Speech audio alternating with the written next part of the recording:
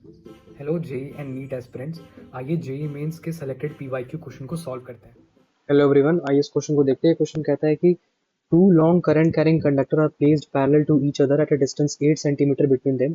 The magnitude of the magnetic field produced at the midpoint between the two conductors due to current flowing in them is 300 microtesla. The equal current flowing in the two conductors are. पहली बात तो यहाँ पे आपको कुछ point पता होना चाहिए, ठीक है। लेकिन पहले पर फिर से पढ़ लेते, देखो। अब क्योंकि दो लॉन्ग करंट कैरिंग कंडक्टर है जो प्लेस्ड है पैरेलल, ठीक है। अब उनके बीच का जो डिस्टेंस है ना वो 8 centimetre between them. The magnitude of, अब इसमें ये नहीं बताया कि करंट का डायरेक्शन किधर है, अब आपको वो खुद सोचना पड़ेगा। अब बोल रहा है magnitude of the magnetic of the mid point. अच्छा, मिड पॉइंट की बात की है, ठीक है। मतलब कि मैग्नेटिक फील्ड कहाँ पे बोल रहा है, मिड पॉइंट पे, between the two conductor due to the flowing current, due to the current flowing in them is 300 micro tesla. The equal current flowing in the conductor is, मतलब कि एक point तो वो बोल दिया कि करंट की जो वैल्यू है वो तो सेम है, ठीक है।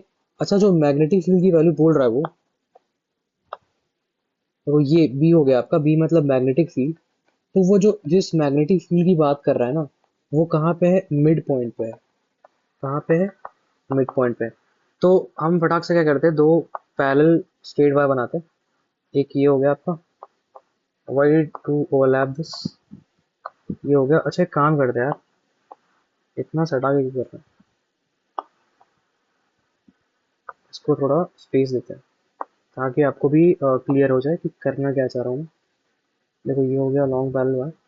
अच्छा, लॉन्ग पैरेलल वायर मतलब क्या, तुम पता ना कि ये भी इन्फिनिटी पे एंड कर रहा है, ये भी इन्फिनिटी पे एंड कर रहा है, ये भी इन्फिनिटी पे एंड कर रहा है, और ये भी कहाँ एंड कर रहा है, इन्फिनिटी पे एंड कर रहा है। तो एक तो पॉइंट ये हो गया। अब बोल रहा है magnitude of the magnetic field produce the mid point between two conductor, ठीक है।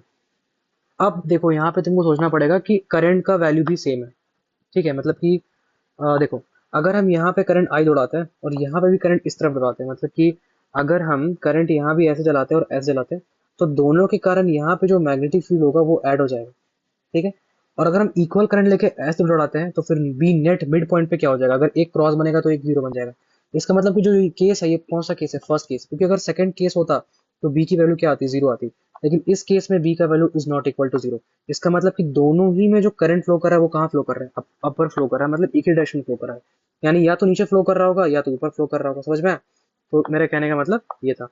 अब देखो, फटाक से इसको एक्सटेंड कर देते हैं। ये